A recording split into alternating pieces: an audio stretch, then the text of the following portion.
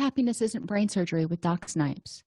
This podcast was created to provide you the information and tools Doc Snipes gives her clients so that you too can start living happier. Our website, DocSnipes.com, has even more resources, videos, and handouts, and even interactive sessions with Doc Snipes to help you apply what you learn. Go to DocSnipes.com to learn more. Welcome back to part 2 of Happiness Isn't Brain Surgery with Doc Snipes, practical tools to improve your mood and quality of life. We're going to continue focusing on strengths, needs, attitudes, preferences, and temperament in this section. We're going to start now moving into the temperament, though, and figuring out how temperament, or some people call it personality, impacts every aspect of your life, and explore how knowing your temperament and that of other people can help you reduce your stress. And I'll give you some examples because my children's temperaments are somewhat different from mine and somewhat similar. So we'll talk about how knowing the way they function helps us move forward a little bit faster and helps me kind of create win-win situations. Your temperament or personality impacts your strengths, needs, attitudes, and preferences. It's comprised of 4 dimensions, and I generally characterize these in the following way. The first dimension talks about the type of environment that you prefer and where you get your energy. The second dimension talks about how you conceptualize things, whether you're kind of broad strokes and big picture or you're detail-oriented. The third aspect refers to where you find motivation and meaning. Is it based on facts and, black and white sort of things, or is it based on doing what makes the most people happy and content? And the final temperament dimension is based on time management and structure. Some people prefer to be really spontaneous. Others, like myself, really prefer to have very detailed date books, and we like schedules. The overarching concept is that temperament is on a continuum. You're not probably going to be all one, extremely one, or extremely the other. Now, this may or may not be true for 1 or 2 dimensions, but you're not going to be pure in virtually any of them. So understanding that this is just kind of a general way of looking at things, and everybody's on a continuum. One end of the continuum, like being spontaneous, is no worse than the other end of the continuum, such as being extremely structured. But understanding how that impacts your life, your recovery, and your relationships is really important, because if you're super structured and in a relationship with somebody who's super spontaneous person may get bored really easily. Structured person may get really frustrated at the spontaneous person's desire for, just getting up and doing something on a whim. We'll talk about how to kind of try to make that work together. So the first dimension, extroverts, they tend to be expansive and less passionate. They're all over the place. They're really interested in a lot of things. They're easy to get to know, like meeting new people, figure things out while they talk. Remember I talked about active learners in the last section. A lot of times extroverts want to talk things out, and even if they don't have somebody to talk to, they may talk things out to themselves, and that's okay. It's knowing how you process things best. They often enjoy background noise. They don't like it to be too quiet. It can be instrumental. It doesn't have to be television, but they enjoy having some sort of stimulation, some sort of sensory input. They are more aware of what's going on around them than inside them, which can be kind of a hiccup in recovery, but also in relationships. If they're more attuned to what the other person wants or needs and not paying attention to what they want or need, it can cause problems in the long run. They often don't mind interruptions, which is great if you're a parent, because kids like to interrupt, which gives them a little bit of flexibility in certain situations where an introvert might not have that. And they're often considered good talkers because they like meeting new people and talking things out. So extroverts tend to be very jovial. You might think of them as more social butterflies. Introverts, on the other hand, are intense and passionate. They're the person who latches onto something and they want to know everything there is to know about whatever that topic is. They may not know about 50 different things. They may only know about 5, but those 5 things they know a lot about. I won't say everything, but a lot.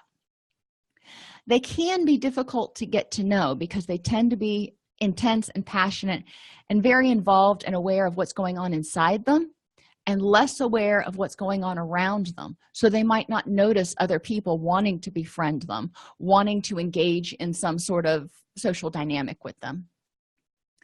They have to exert effort to meet new people. And I want to make it clear here that introverts are not antisocial at all. The energy that comes from another person and the energy that's required to get out of their own skin and figure out what's going on with another person is exhausting for somebody who's an introvert. So it can be exhausting for them, which is why they prefer smaller groups. They like to figure things out before they talk. If they've got a problem, they may go on a walk, they may take some quiet time, they may take a bath and think it over and then find somebody and go, okay, here's what's going on. So if the introvert and extrovert are in a relationship and the extrovert sees something's going on, like, hey, what's going on with you? And they're like, the introvert may be like, nothing, don't worry about it. I'll tell you about it later. The extrovert wants to know now. They want to help solve it. They want to talk it out because that's how they solve problems. The introvert, on the other hand, just needs some time to get their thoughts together and then they will share it. Introverts often prefer peace and quiet because, again, processing external stimuli, whether it's music or television or anything else, can be draining on that person. Like I said, they're more likely to know what's going on inside them. They're aware of their curiosities. They're aware if they're tired. They're aware of a lot of stuff. They may not be aware of the impact they're having on people around them. They do dislike being interrupted, though. So you'll find that people who are introverts tend to prefer to be in jobs where they can focus. Accountants, scientists, those sorts of things. Now, you may find some people who are in like medical professions where they have periods where they talk and then somebody else talks, but it's not where they're going to be in the middle of doing something and then all of a sudden have to switch gears. Most introverts don't do well in things like sales or law enforcement. They can, but it's a lot more stressful to them. They are often good listeners, however. So introverts are people that you want to have kind of around when you need to bounce something off of them. So extroverts and introverts are awesome. And you'll see this with every temperament because they balance each other out. They're like yin and yang.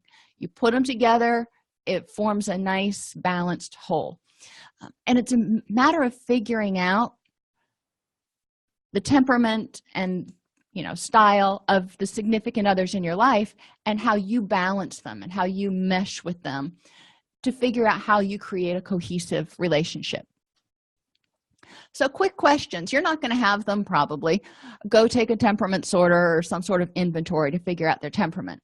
So ask yourself, does the person prefer to think then talk, which would mean they're probably more introverted, or talk while they're thinking? I talk while I'm thinking. Nobody will accuse me of being an introvert for the most part. And does the person prefer quiet and hate interruptions, or love being around others and prefer activity? And I'm the same way, where I like being around others. I like having the stimulation and the energy from other people. Does the person enjoy larger groups or prefer smaller groups? 2 to 8 people, maybe a couple couples going out to dinner is probably the max. Think about what they prefer, for example, to celebrate their birthday. Do they want to go to a concert, or do they want to go to a quiet dinner for 2? One is not better or worse than the other. It's just different. So understanding what that means is important. And is the person a better listener or a better talker? Now, extroverts can be very good, empathetic friends. It's not to say that they aren't. The introvert tends to listen and reflect before they say anything, while the extrovert may engage in more of an interactive discussion. Extroverts and introverts are terms generally used to describe the types of social interactions they prefer. So, for example, as I told you, I'm an extrovert. I love being around people. I love the energy I draw. I prefer to work out at the gym as opposed to in my own basement because I draw energy from other people. I like having a lot of friends and knowing a lot of people. My daughter, on the other hand, it's exhausting for her to be in situations where there's a lot of activity and a lot of people and a lot of stuff going on. She's working as a camp counselor this week, and she came home yesterday from camp and was just totally exhausted. She actually seemed to get her energy back, though, as the evening went on and she had some quiet time to recharge. The types of environments that they prefer are obviously, one that's more quiet or one that's more stimulating. Where they derive their energy. Extroverts derive their energy from other people. They go into, a meeting and they get a lot of energy and ideas and creative juices from being around other people.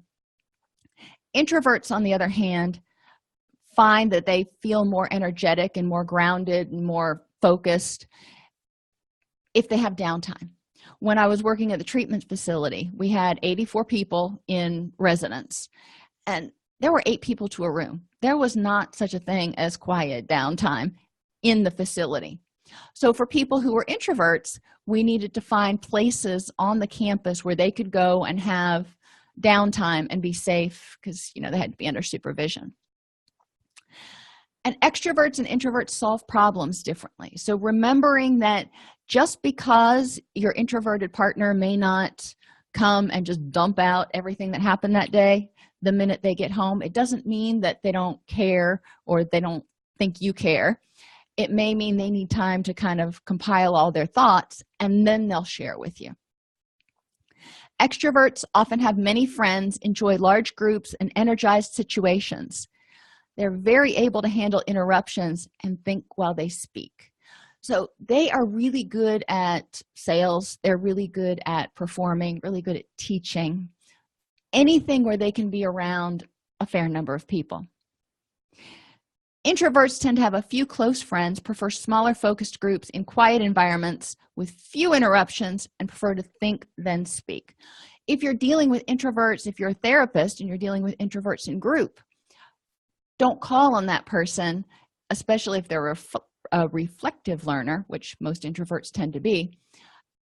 Every time there's a question, they need to have time to take in the information that they heard in group, preferably during a short break, and then come back and say, these are my observations. Extroverts and introverts together. Extroverts need social interaction. They are going to be very, very unhappy if they feel like they don't have friends and social outlets where they can go get energy, feel recharged. It's not that they need to go to those interactions for validation, but stimulation.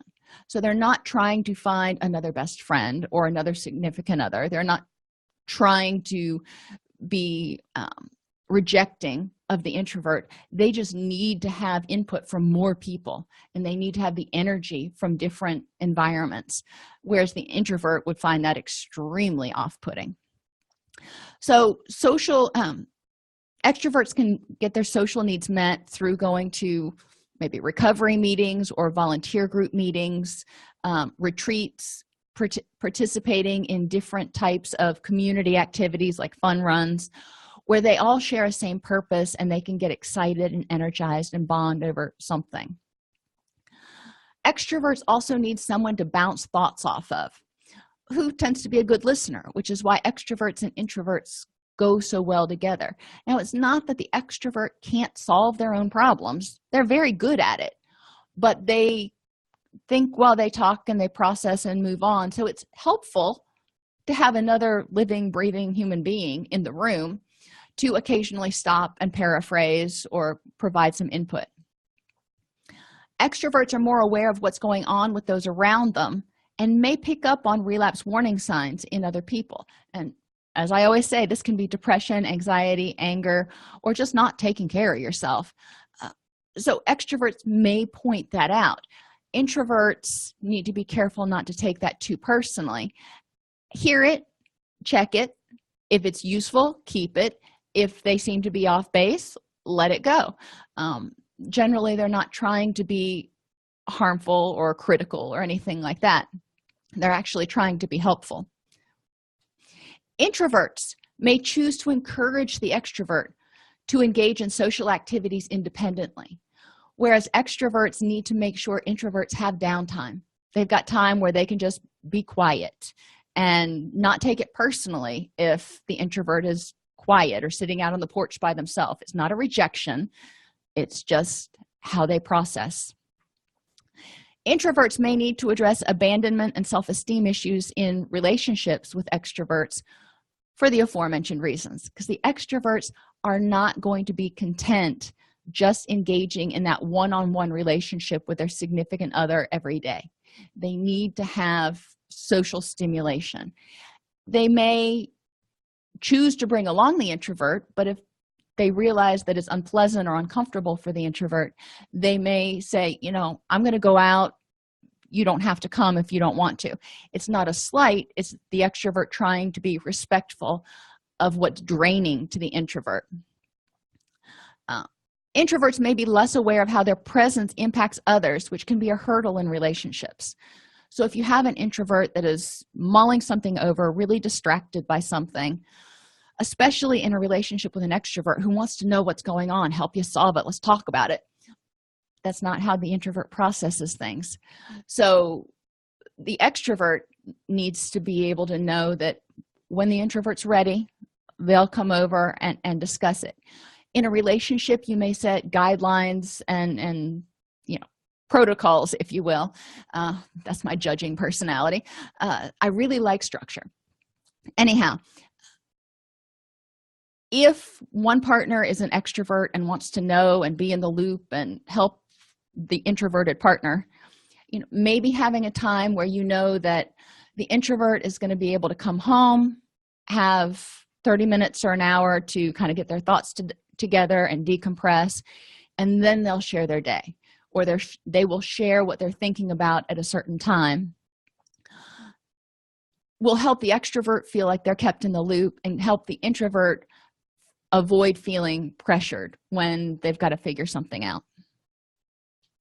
In recovery, extroverts thrive in support group meetings. They draw energy from being around those other people and need the stimulation of discussing recovery and life in general, because that keeps it in the forefront of their mind. They may notice someone else's relapse warning signs but miss their own. So extroverts need to focus on mindfulness and active reflection, constantly checking in with themselves and going, where am I at? How am I feeling? What are my motivations? Extroverts need to understand how their introvert partner gets grounded and what their recovery program or wellness program looks like. I see a lot of conflicts arise when there are two people who are in substance abuse recovery, and one person is very, very 12-step oriented, loves going to meetings, gets a lot out of them, and the other partner not so much. And a lot of times it can turn into criticism that the introverted partner not getting anything out of the meetings is not in recovery or is on a relapse slide. Many times that's not true. Many times what we need to do is look at, are you getting the same benefits? Are you getting refocused? The introvert may take time to write in a journal or meditate or reflect in order to get grounded and review their relapse prevention goals, and do that by themselves or in a small group like a big book study or a Bible study or something that is meaningful to their recovery. So just because they don't enjoy or benefit from large group meetings doesn't necessarily mean that they're in the process of relapse. It may mean that their program is a little bit different. And the same thing is true for any sort of health and wellness behaviors. Not everybody enjoys a crowd. Introverts often prefer small groups like big book or Bible studies and need that quiet time to get grounded and focus. They prefer to ponder recovery and life independently, then discuss it. So introverts can use workbooks, journals, meditation, there are a lot of different things that introverts can use to stay mindful and keep working their program that doesn't involve going to a large sort of impersonal group. Introverts may notice relapse warning signs but not feel comfortable in traditional recovery environments. So it's important for them to be able to reach out to or find places that they can go when they feel like they're struggling with their depression, their anxiety, their cravings, that meets their needs, whether it's an online meeting or a small big book study or a support group at a church or whatever it is that works for them. If you like this podcast, you can subscribe on your favorite podcast app. Join our Facebook group at docsnipes.com/Facebook or join our community at docsnipes.com. Thanks for tuning into Happiness Isn't Brain Surgery with Doc Snipes. Our mission is to make practical tools for living the happiest life affordable and accessible to everyone. We record the podcast during a Facebook Live broadcast each week. Join us free at docsnipes.com/Facebook or subscribe to the podcast on your favorite podcast player. And remember, docsnipes.com has even more resources, members-only videos, handouts, and workbooks to help you apply what you learn. If you like this podcast and want to support the work we are doing, for as little as $3.99 per month, you can become a supporter at docsnipes.com/join. Again, thank you for joining us and let us know how we can help you.